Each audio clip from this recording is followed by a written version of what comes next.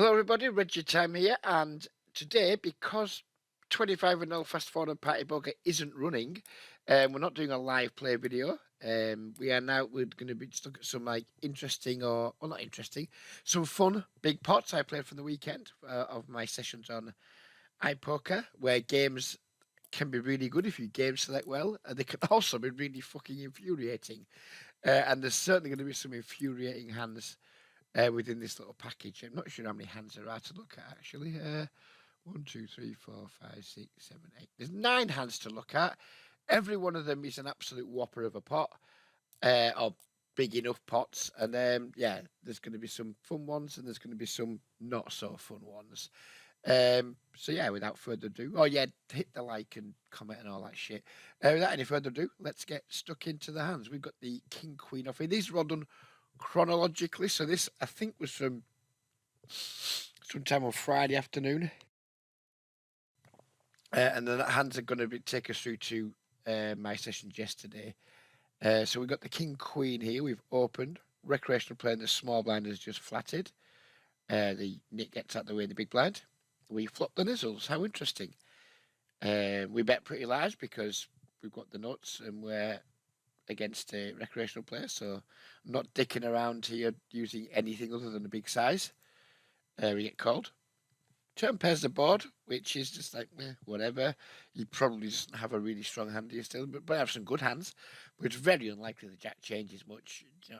If he has ace jack, he probably check raises a flop. Jack 10, almost certainly check raises a flop because of how vulnerable it is. We just have the best hand still. He now leads one big blind, which is like, right, okay. No idea what's going on here, but when we can't allow this, so we raise. Maybe we could have raised even a little bit bigger. I mean, if he does have a jack, which seems unlikely, like why would a jack just bet one big blind? Maybe he's just trying to induce with the jack to get the 3-bet in. I don't know. Maybe we could have raised slightly bigger, but I think this is fine. Had he checked, I think like betting 11 bigs here, just over like around 2/3 pot would have been fine on the paired board. Had the board not paired, I probably would have gone closer to pot. He calls again. River is a brick. Villain checks. I think it's just time to go for some nice, big, fat, chunky value. We just never have the worst hand here versus this line from Villain. It's like want to get called by guess we're trying to target Jack Queen, Jack King, Jack 9, that type of thing that he might play this way, although it seemed more likely to me at the time. I remember thinking in game it's probably just like a weakish ace. Most likely holding. I think a Jack probably doesn't min bet, then just call the turn. I think a Jack that wants to min bet the turn maybe does it to try and induce to get the 3-bet in. So I was mostly thinking like weak ace, hopefully a Jack that he's just doing something weird with. So I went pretty big and just hoped somehow he would find a call with maybe an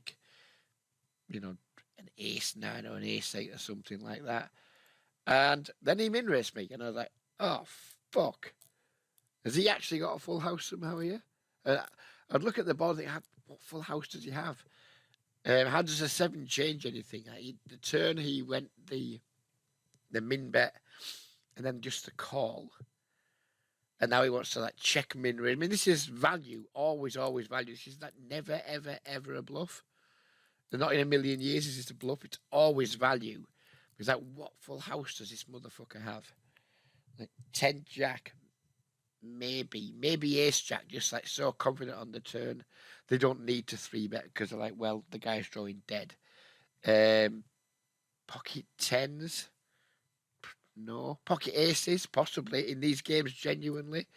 These games play this way where people love to get trappy with the big premiums, like some of the recreational players on anyone on side poker. Anywhere, they love to get trappy with the premiums. Because the guy just got aces full here. And I was like, oh, do we just fucking ram it in his face? But then I looked at him, fuck me, we've still got 100 bigs behind.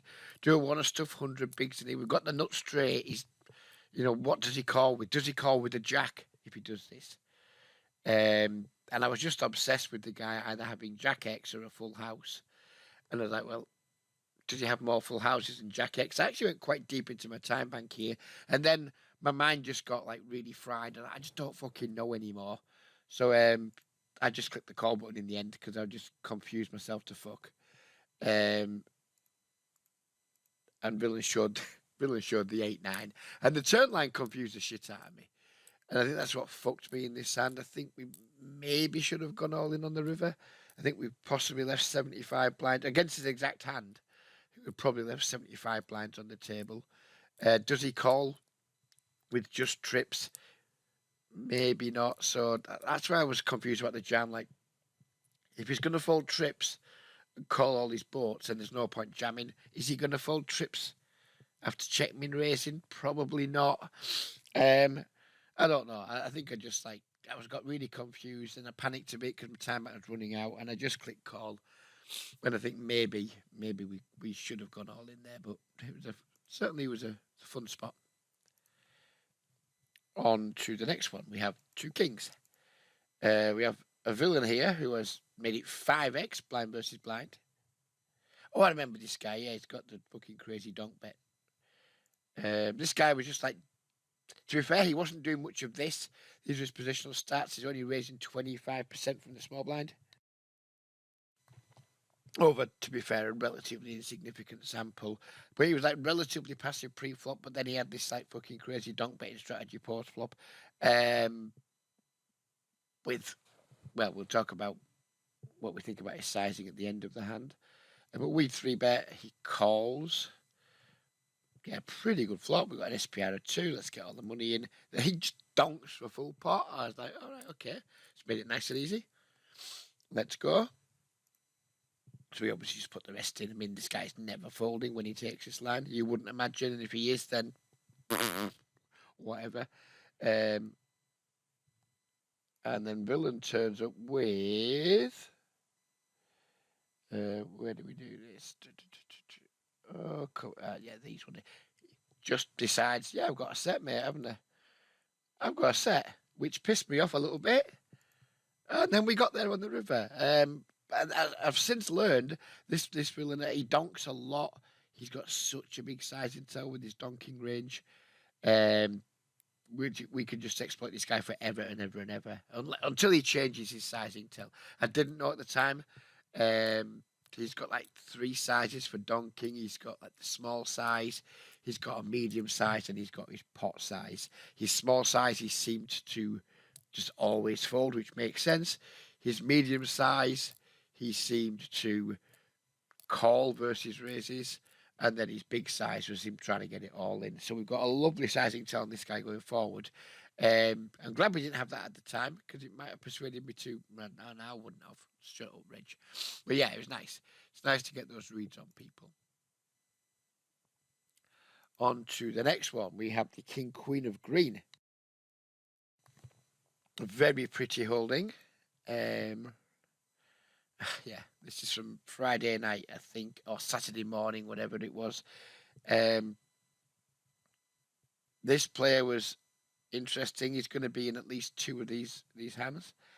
This is obviously like the first hand we played with in this session that's of note. He opens to 4x on the button. We 3-bet to 13 bigs. I don't like my size here. I think it should be bigger. I think we should be at 16 or 17 bigs. Certainly versus someone playing 79.50 or 79.47. Villain calls. We get this flop, which is normally an absolute mandatory c-bet for me. Obviously, we've got an amazing draw. We've got a royal flush draw. Very, very strong hand against what is very likely to be a super weak range. But this is like the guy's float bet percentage, which is like in people who don't know what a float bet is. It's just how often people bet when they're checked to by the pre-flop raiser.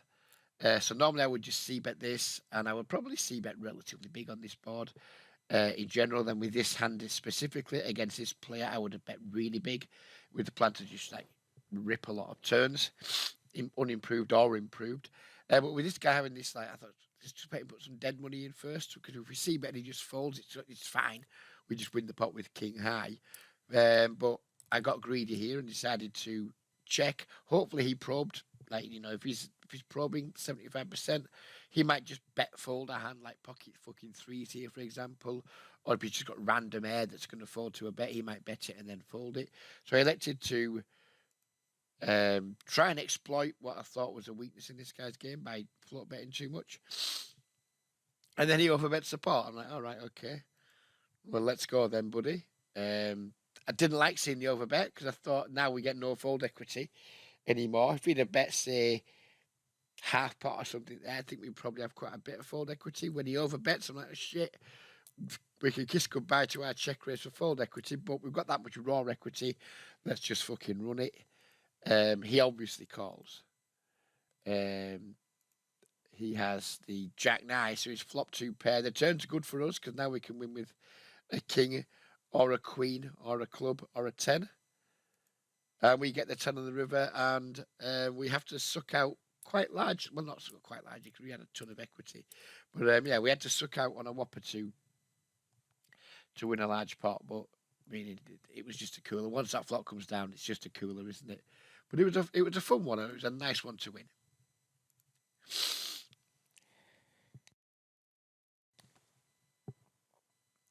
This is the same opponent. For some reason, the players in the previous hand, this wasn't very much later. I mean, this is a reg, by the way. 25,000 hands on him. He's a reg. He will be aware that this guy is a whopper. This hand we're going to now happened not very long after, and this reg's left. And what are you fucking doing, mate? Do you not like money? Do you hate fucking money? You've got an absolute whopper. Fair enough, he's making life uncomfortable because as you can see in this hand, he's doing shit like this. So he is, you know, he's awkward, but he's just literally trying to give his money away. And a regular down here just decided, nope, I think I'll quit. But he was playing it on the table still. Fucking beyond stupid. But who cares? I was happy to be left heads up with him. So we're 200 bigs deep against someone who's doing this shit. What on earth do we do here? Do we just like 3-bet to 30 odd bigs because we're out of position and we like to like 4x? Do we 3-bet just to 3x to like 24 bigs? Do we just go all in? Do we just flat and see a flop? I mean, how often are we in situations where we're playing a 79/47 heads up, 215 big blinds deep, facing an 8x open? You know, how do you prepare for this? I don't fucking know. And I'm a relatively experienced player against people like this. But how do you prepare for stuff like this? I haven't got a fucking clue. We just mashed buttons, I guess. And that's what we did. We just decided, yeah, fuck it, 30 bigs, mate. Whatever. You know, we've got a very good hand. If he comes over the top, we're obviously all in. Do we want to get 200 bigs in pre with ace king suited? Not usually. Do we want to do it against this guy? Probably. But who fucking knows? Anyway, he just calls. We flop another royal flush draw. The second time we flopped a royal flush draw against this guy. So again, at the last hand, we went with the check to try and get him to use his like absurdly high float bet. This time we decided we're deep. And we decided to lead into him, and I don't think I like this. I mean, I don't hate it, but I don't know why I've just gone 1/3 pot against this guy here. I guess maybe I'm just trying to, like, I don't know. Honestly, I don't know. Maybe I was just losing my fucking mind. Maybe I was being greedy. I don't fucking know. I think just checking his flop's fine against this player. If we check any bets, we can just ram it in his face. Got so much equity. Maybe I was trying to induce a raise from him. I don't know. To be honest with you, I've looked at this hand quite a few times, trying to figure out what we could have done or what we maybe shouldn't have done or what we could have done, and I still don't fucking know. It's such a weird spot. Because of like its heads up, how deep we are, the villain type, and his 8x pre. I don't know. I don't know how to prepare for this stuff. I don't know how to study hands like this. Anyway, he raises. I'm like, right, okay, let's go. In we go. He obviously calls. He's just good at flopping 2 pairs in 3-bet pots when I've got royal flush draws. So it's just time to get there, isn't it? In a 431 big blind pot. And we didn't get there, which is really, really sad. We did not get there. And yeah, that hurt. That one hurt. Well, never mind. That's poker.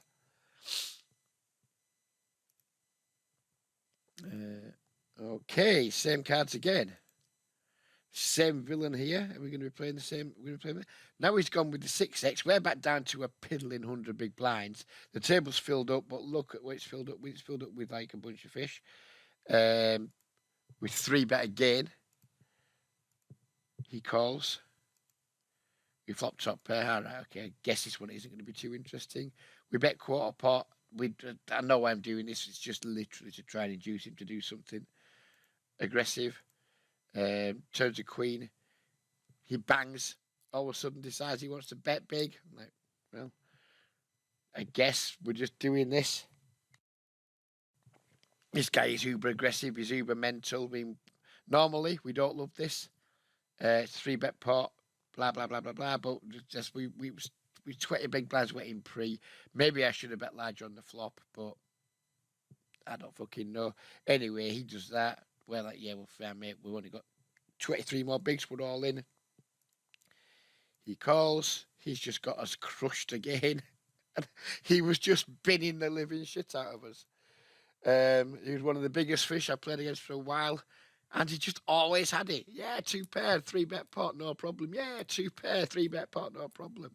Yeah, I just turned trips, 3-bet pot, no problem. He was fucking sun running, and he was absolutely pulling my pants down. It was incredibly frustrating. But when you game select as well as I do, and you get engaged with these types of players as often as I do, you just see this sort of thing. Not as extreme as this, but you see it quite often. Usually you're on the good side of it and they're just screwing up, playing badly and just donating. Friday night, the tables were turned. The tables were most definitely turned, and I didn't like it. On to the next one. We have the jack. This is from Friday night too. At this point, I was starting to lose my fucking mind. Nobody was 3-betting. Everyone was flatting. I was like, fuck it, let's just make some bigger raises, Reg. And yeah, this is not a thing. This is me just thinking, my mind's gone at this point. I'm like, fucking hell. I just didn't matter what I was doing. I was just getting multi-way pots galore. I was missing. Everything was going fucking wrong. So we just decided to pot this one. Didn't matter. Everyone fucking called anyway, because why wouldn't they? And we flop another massive draw. This time we've got the open ender and the flush draw. Dude just donks out by half pot. I just call. This is like a pretty shit reg on the button. He makes it 21.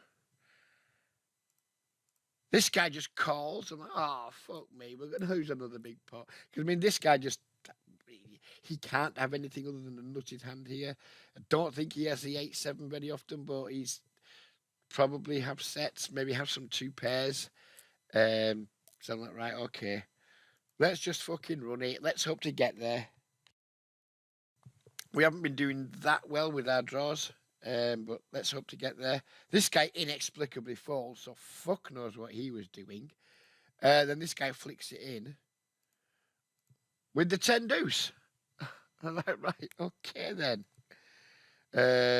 Nice of him to commit some dead money here with us, and I think we're probably a favourite here, are we?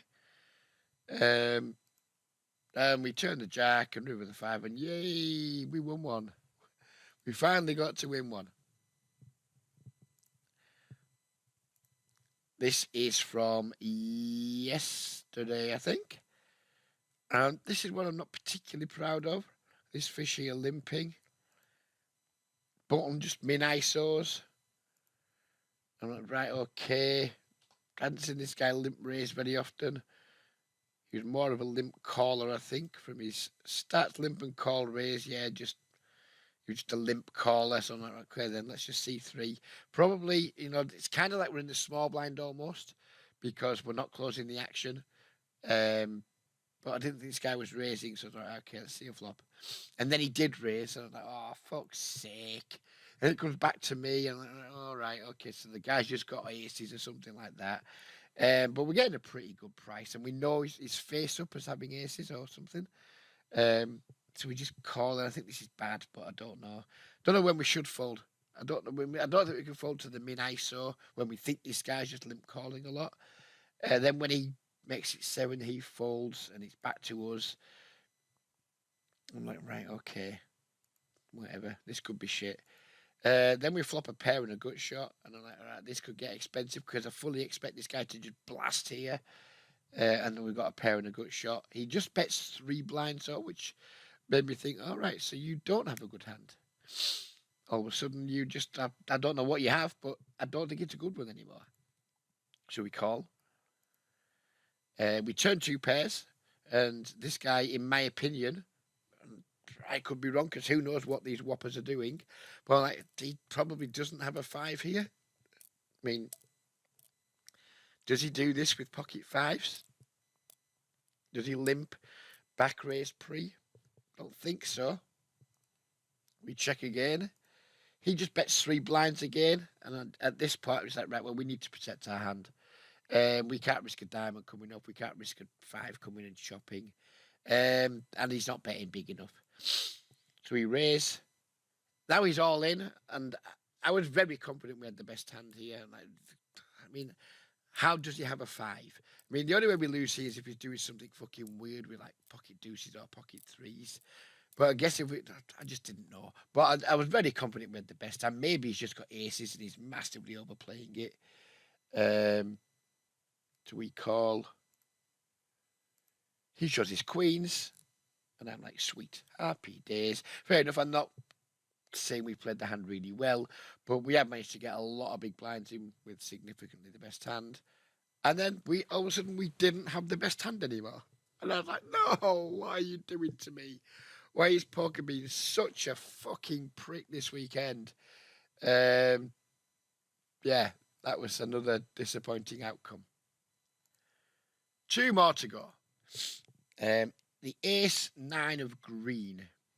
We have a regular here who has opened the cutoff. We 3-bet from the button. I actually don't think I remember this one. Yes, I do.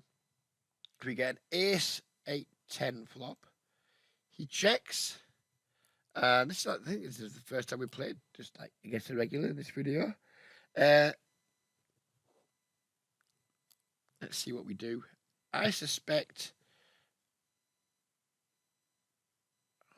It's just weird because this wouldn't typically be a 3-bet for me.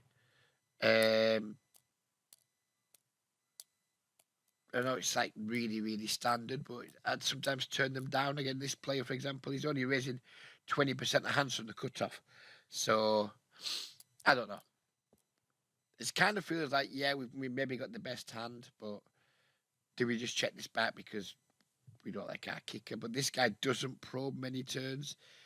He only probes a turn 36%, but this is a 3-bet pot, which is a bit different. Anyway, I elected to just bet small. Villain called.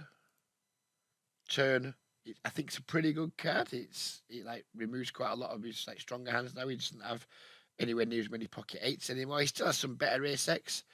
How often does this guy 4-bet pre-flop? Just not very often. Small blind's the only spot he really does it from. So he checks. We check back. I don't know about this. I think this is like too weak from me. I didn't really want to get raised, I guess, and I don't know. It's weak. It's just shit. I'm not good in 3-bet pots against regs. That's an area of my game that needs a lot of work. River's a 4. He checks again. So at this point, I know we have the best hand. And I think he probably leads all his ace X on this river after the line we've taken. I don't think he has like pocket kings. Maybe he has pocket queens, but probably 4-bets pre too. So I think he's like got pocket jacks, maybe some 10x, like Jack 10 suited, some stuff like that. So I decided here, this was like I was like toying with what to do. Do we just bet really big to try and get hero calls from like maybe pocket queens and all his pocket jacks is 10x? This guy's got like an 87% bet win when bet river percentage, which means he's probably checking some quite strong hands. Probably means he probably isn't going for too much thin value. Um, so I think his hand does retain some like stronger hands here. Maybe some slightly better ace X that still doesn't want to bet. Maybe some like ace jack, but I doubt it. But anyway, let's just go with a small bet to try and just get called from like all his pocket pairs that just like have to call because of the price. And I was just very confident with the best hand. I don't know. I think this size could be shit as well. Maybe we should just go bigger. Um, he just like did that, and I was no. There's no way he has like a value hand here that does this.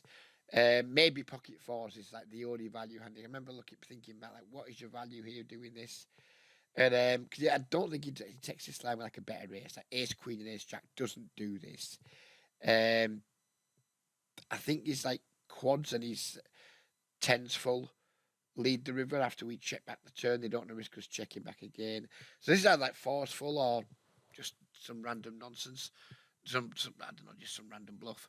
And I called very, very, very quickly. And he just turned Queen 10 into a bluff. And I'm not pretending I played that hand well, but it was quite satisfying to, after the weekend I'd had, to just stick it to a reg. It was quite satisfying. Right, last hand. We have the ace jack. The recreational players raise. We've 3-bet. They've called. Deuce 6-5 monotone flop. They've just potted into us. I misremembered this hand. I thought this guy had just gone all in on this flop. I was describing this hand to one of my pals last night, and I said they went all in, and I called, but they didn't go all in, so I misremembered the hand. Anyways, I go all in because this guy's got very stupid sample size, but he does have an 80% donk. He's donked 4 out of 5 times. We have 2 overs and a flush draw against someone who's clearly not good at poker, so we just go all in. He calls.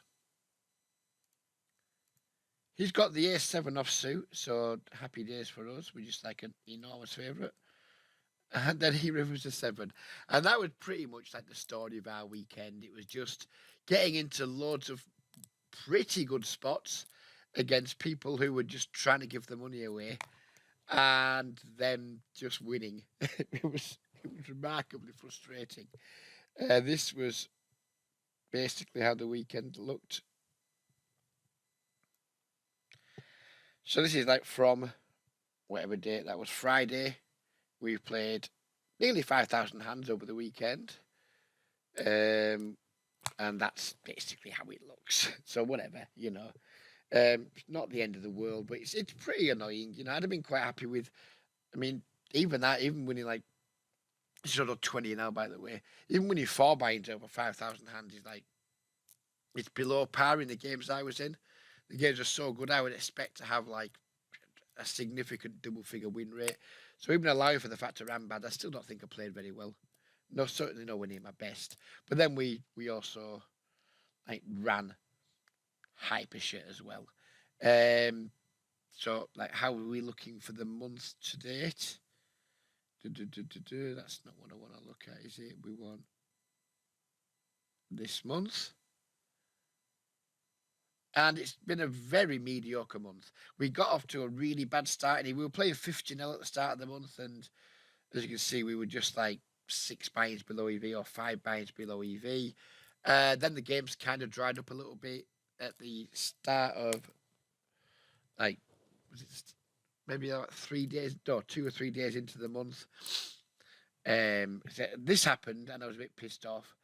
Then I went and played on Unibet, some 50. Now, I did well there, to be fair. I think I won like 6 buy-ins.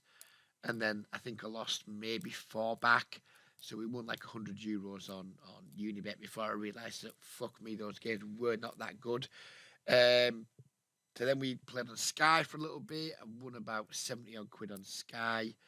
And then this is like since we come back to iPoker, we pretty much just played 20 and L because I just got like a little bit lost with myself. I got a bit like disillusioned with like trying to play higher because the games are just so dried up. Like Sky 15L barely runs. When it does, it's at least 4 eggs. Unibet 15L was crap. The iPoker 15L, at certain times it can be good, but it just seemed like every time I logged in, I was just one or two tabling because I do game select meticulously, and it was just really hard to get any volume in. As I said, we played like 13 days this month. This should be up around 26,000, 28,000, maybe even 30,000 hands by now with all the time I have to play. I play around 5 hours a day, which gives me like 2,000 hands a day when I'm running at peak efficiency. And we're not. We're only at 19,000 hands. There, fair enough. We played a little bit on iPoker and Unibet, but yeah, I wasn't getting the volume. I'm like, right, fine, forget volume, forget like playing 50 for the time being. Just have a bit of a reset. To play some 20, just get some fucking solid grafting basically. And then I just haven't played well, to be honest with you. Fair enough, you can see we haven't ran great, but I haven't played well either. I had quite a long monologue about it in the Discord group I'm in yesterday, where I was just talking to myself basically, just typing a load of stuff out because I always find that really cathartic, really helps. When I need to like declutter my mind, I just basically just do a mind dump, and I'll do it by virtue of typing. Sometimes I type a lot of stuff out, then just never post it. It just helps me to type it. But I decided to post it yesterday, and it led to some interesting conversation. Then we had a little actual voice chat last night, which was kind of interesting too, and it always helps. It always helps, and I'm in a good frame of mind again now. It's really helped to like declutter my mind. I've actually started trying to use my like 1 hand a day on GTO Wizard and to like look at some post flop spots, but it just doesn't do multi-way. And because I games that so well, everything's multi-way. So I think like what I've been trying to do like a hybrid of like trying to play a bit more theory based. That's at the same time being in games where trying to be more like theory based isn't really very useful because you multi-pot every time, or like the hands you've just seen, they're just fucking so mental. You can't put them in a solver. I mean, I don't know how to make a solver give Villa an 8x open or a 6x open. So I think like I need to throw a lot of that the theory based stuff I'm trying to do and probably not executing very well. I probably need to just bin that off and just go back to being more like stuff I just know works really well in these games. Just be pretty tight, be pretty ABC. Accept you're gonna have a lot of multi-way pots where you're just gonna have to do a lot of giving up, and just go back more to basics. And I think I like looking at like theory based stuff. I like thinking about theory based stuff. I like watching theory based players to try and pick things up from them. But I think a lot of it is completely ineffective in the games that I play in, and I think maybe it does more harm than good for me to try and make myself think that way and play that way. But who knows? But anyways, we can't complain too much. It's not the worst month so far. It feels like it's been a bit of a waste of time. But like I say, we've got another 170 we can add to that from Unibet and Sky. So what's that going to be? Like 300 and something in 13 days. Not brilliant. It's not like, oh, yay, got Reg, but it's about par. So I can't complain. We can put in a solid second half of the month. Probably play mostly 20 and L, I would imagine.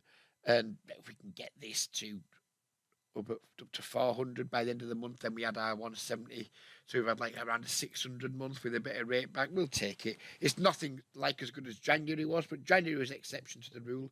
It's not reasonable to expect me to just continually put nearly 2k months in. Between 6 to 800 is around my average. So if we have an 1800 month, it stands to reason at some point we're going to have a below par month, and maybe this one's going to be it. But yeah, we'll leave it there now. Don't know when the next video is going to be because I think I'm probably just going to try and focus playing an iPoker for this week.